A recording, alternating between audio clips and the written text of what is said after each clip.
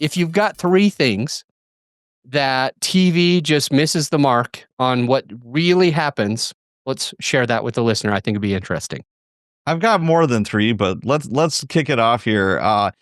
Detectives, the role of detective. It's often misunderstood, and it is different by department. So if you're writing a book about a Chicago detective compared to, like, say, an LAPD detective, there's going to be different verbiage. There's going to be different roles that they play. Or a Milwaukee detective, say there's a homicide. It's on TV or in the movies, you blink and there's this team of detectives that like fall out of the sky, and they're the first ones there. They're chasing people down alleys. They're doing all the high speed, cool detective-y kind of stuff. It doesn't work like that. The first responders are the cops.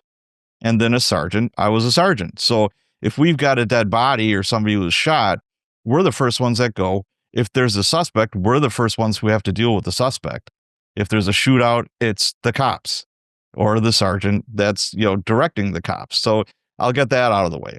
Then there's the stereotype of the lone wolf detective who's going to break all the rules to, get the bad guy or whatever. There's no such thing as lone wolf detective. They work in teams. And they have bosses who tell them what to do. I liked Harry Bosch. I liked the series Harry, Bosch. That was very popular. It was written by Michael Connelly, just great stuff. But the procedural stuff was very Hollywooded up. It's like his boss more or less is like, okay, Harry, I guess, I know you're doing this or that. Well, you'd be fired, Harry, or you'd be criminally charged, Harry. That's the stuff that just drives me banana cakes. And then there's always the dramatic interrogation scene where they're like in the interrogation room and he or she is trying to get the criminal to confess to the murder, or, some big, climactic thing like that. And the little things mean a lot. My wife and I were watching, I think it was like Hawaii Five-0 or Chicago PD. And she loves all those shows, and she can't watch them without me anymore because I'm pointing out all these. You're ruining it. You're ruining it. And I'm like, sorry, but this is driving me crazy. So they're trying to get this guy to confess to a murder. He's handcuffed behind his back. That's something we don't do in a room like that. And the female detective has her gun on her hip, and I'm like, you never, ever, ever, ever go into an interview or interrogation room armed, because it's just you and that other person. Most of the time it's just one-on-one. Sometimes it might be 2-on-1. Most of the time it's one-on-one. So they could grab the gun or exactly. Okay. Yeah. Take the gun out of the play here. Just take it out.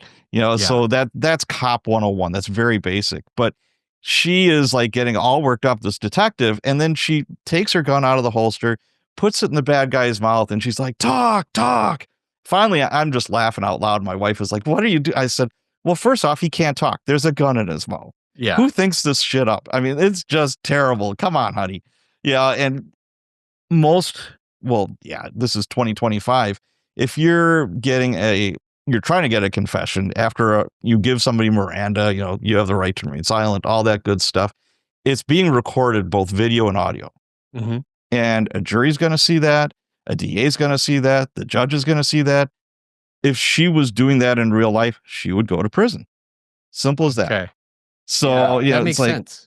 Yeah. So what if they turn off the recordings? Does that ever happen? Because no. That happens in the movies.